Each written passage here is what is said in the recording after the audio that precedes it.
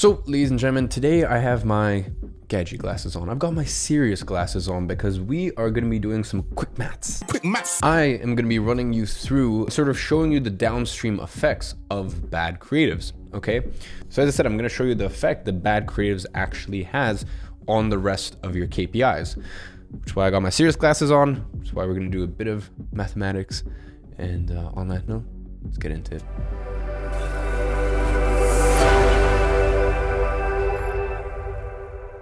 So in today's teaching, we are going to go over why you should care about creatives, what sort of differences can creatives make, how creative can you actually get with your creatives, and sort of our method to come up with angles on the spot, how often you should think and create new creative / angles, and then examples of good versus bad creatives. So why should you care about creatives? Well, at my agency, we're not a creative agency, even though that's actually how IAG Media started, and that's pretty much its roots. For the first year and a half, I was a creative agency where I would go out, do content shoots for clients, and then sort of curate and edit the content. And then I would distribute on socials and grow their social platforms. Anyways, most of you guys know a little bit about my story and know that that led to me having the issue of not being able to show any discernible ROI. And then from there, kind of pivoting to having an advertising agency.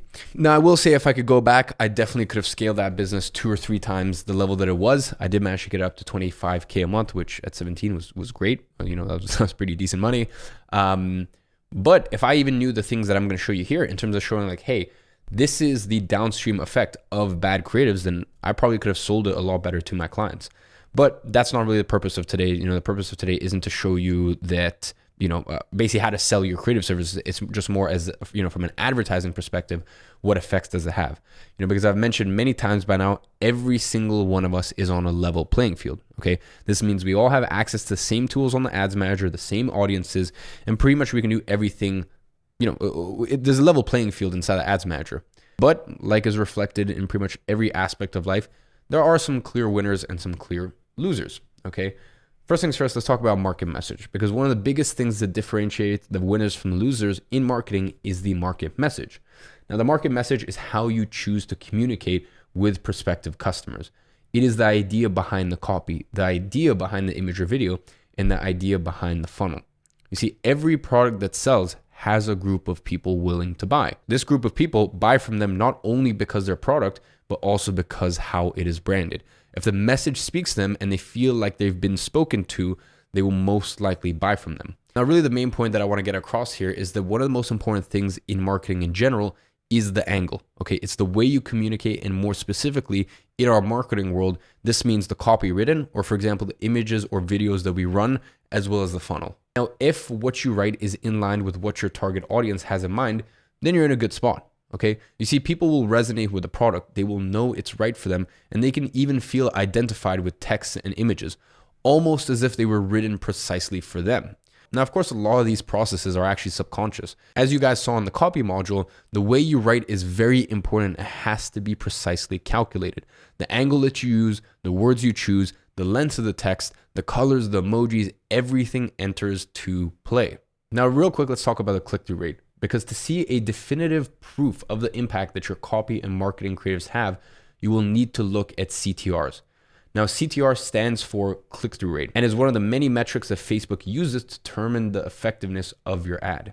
Now, in sort of simpler terms, CTR is the amount of people that click your ad out of 100 in percentage. So if your CTR is 1%, that means that out of 100 people that view your ad, 1 person actually clicks it. Now, another very important metric in terms of how good the ads are is CPM. Okay, and CPM actually stands for cost per 1,000 impressions. In other words, it also tells you how much you're paying Facebook for them to show your ad to 1,000 people. And by the way, reason it's cost per 1,000 impression, but they call it cost per milli or mile or something like that. Anyways, this is pretty much how the formula looks. CPM equals ad spend times 1,000 divided by impression. Now, let's just use an example here. Let's say you have 3,000 impressions, okay, and your ad spend is $20. Now, if we plug in the numbers in the formula, we would get, quick maths, $6.66, right? Basically just divided by 3. Now, if our ad spend had been $30, it would have been $10 and so on, because we would have reached 3,000 people. So that would have meant that $10 per 1,000 people that we had reached. Now, what sort of differences can creatives actually make? Well, we've already established what these two metrics are, okay, CTR and CPM. So let's see how they can relate to the creative itself. CTR is directly correlated with how good your ad is. For example, a great ad will make 3 out of 10 people click, on average. All right. Also depends on whether it's retargeting or cold, but just go with it, right? Meanwhile, a decent ad or a mediocre ad, out of 100 people will get 1 person to click, and then a bad ad will only get like a 0.3 or 0.5 out of 100 people to click. Now, doing some pretty lazy mathematics and not taking into account other variables that come into play that we will touch on very soon, this almost means that a good ad will make 3 times more money than a mediocre ad just as a function of the CTR, okay? Because there's 3 times as many people getting into the funnel, whether that's an e-commerce store, info funnel, lead page, squeeze page, tripwire, whatever it is. Now, with similar logic, if you're paying Facebook $12 in CPM and someone else is paying $6, then your ad will be shown to half as many people. And with the same lazy mathematics, this means you'll be making half the money that the other person is making. Now, where it starts to become interesting is when you look at how the two metrics dance with each other and interact with each other, okay? So let's compare 2 scenarios. In scenario 1, you are very good with your ads and you're getting a 3% CTR. People really like your ad. And what that is doing is Facebook is actually seeing this, right? So Facebook likes the fact that people like your ad, and Facebook gives you a CPM of $6 because, all of these metrics and all these KPIs, they actually dance with each other. They're not isolated, okay? So when you have a high CTR and when you've got good engagement on the ads, you're actually going to get a lower CPM as a function of it. Now, let's say with scenario 2, you're not doing great with your ads and luck really isn't on your side. So your click-through rate is 1% and Facebook is giving you a CPM of $12. Because these two metrics are directly correlated by one variable, okay, which is impressions. Now, this actually means that things compound. In scenario 1, you're getting 3 times as many people to click and your ads are actually being shown to twice as many people. This means that at the end, 6 times as many people are going through to your funnel. Now, this is massive. And in the end, it's what differentiates good agencies from bad ones. Okay, so you better make sure you're on the right side of this play. Now, you have to take into account that these numbers only translate into sales or leads if the conversion rate of your funnel holds up, okay? Now, to make things even more crazy, if you improve these metrics, but you also improve the conversion rate of your funnel, it compounds even further, okay? For instance, let's pick the last example again and the last scenario again. And let's also say that by changing the copy on your product page, okay? Or like, let's say in the case of an e-commerce store, you just make some tactical changes. And I'll be showing you how to do all of this stuff later on in phase 6. You make some tactical changes so that way, the web store actually converts at a higher percentage, okay? Let's say you change some images and layout and you actually manage to take the conversion rate from 1 to 2%. Let's see what this actually means. Now, if you add 1% more conversion rate to your funnel, the results go from 6x to 12x, okay? Now, these are the key differences and the fundamentals on how the numbers work. If you get this right, the money will follow as you've seen. Clearly, this is not a matter of just knowing the theory. You have to actually be able to go out there and make this happen. Now, I have covered many things that will help you with this throughout, this module, and will continue to do so in the rest of phase 6. Now, real quick, let's just touch on conversion rate once again, because before we get into some of the more actionable steps to improve your creative/ads, let's quickly visit what conversion rate means. As we, I kind of just quickly brushed over that. Okay, so I haven't defined it. Conversion, similar to CTR, is a percentage. Okay, so that means how many people did a desired action in your funnel. It is often referred to as the conversion rate when it comes to purchases, which means how many people buy out of 100. Okay, so a 1% conversion rate means that 1 out of 100 people that visits a funnel buys. Okay, now this is outside of the control of the ads and the ads manager, although that's not exactly true, I guess you could say, because look, here's the truth. If you send people to a website that is totally different from what is offered in the ad, conversion rate will take a hit. And at the end of the day, you can send tons of traffic and get a high click-through rate and a low cost per click. And actually, I haven't touched too much on that, but whatever, we'll get on to that. You could have really low CPMs and a really high click-through rate and send a bunch of traffic to a funnel or a web page or whatever it may be, but that's just not the right traffic and you're gonna have a very low conversion rate. Okay, so I would much rather take 10x, like at the end of the day, let me put it this way, right? If every day you could send 1,000 clicks, right? Let's say you're paying $100 per click. Let's say you're paying $100 per click and you're sending 1,000 clicks a day, right? $100 cost per click is insane. It's so expensive, but you have a conversion rate of 50 percent, okay, because that is just such amazing traffic.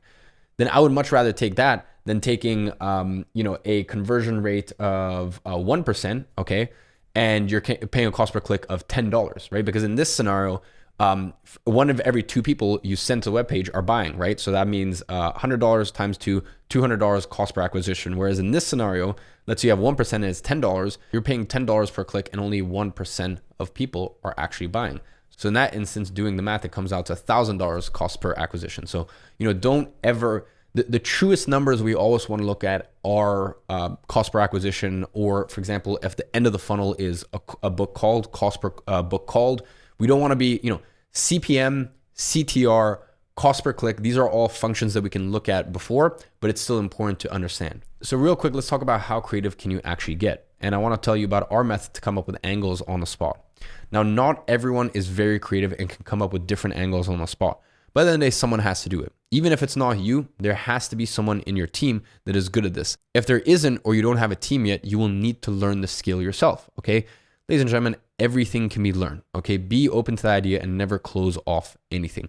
I can't count the amount of times I've seen people closing up to new concepts because they label themselves as incapable from the get-go. Things like, whatever, I'm not good at math, or I'm not good with computers or tech. I'm not good with language. Now, I'm not going to deny that there are some things that will be more difficult for you than others, but a lot of time, the mere fact that you close up to new concepts is the reason why you are not good at them in the first place. So let's get creative. Okay, now one of the best ways to come up with new angles for creatives and copies is inspiration. Okay, you have to constantly be seeking out new ideas on the internet, pretty much just day to day, and especially when it comes to previous experience.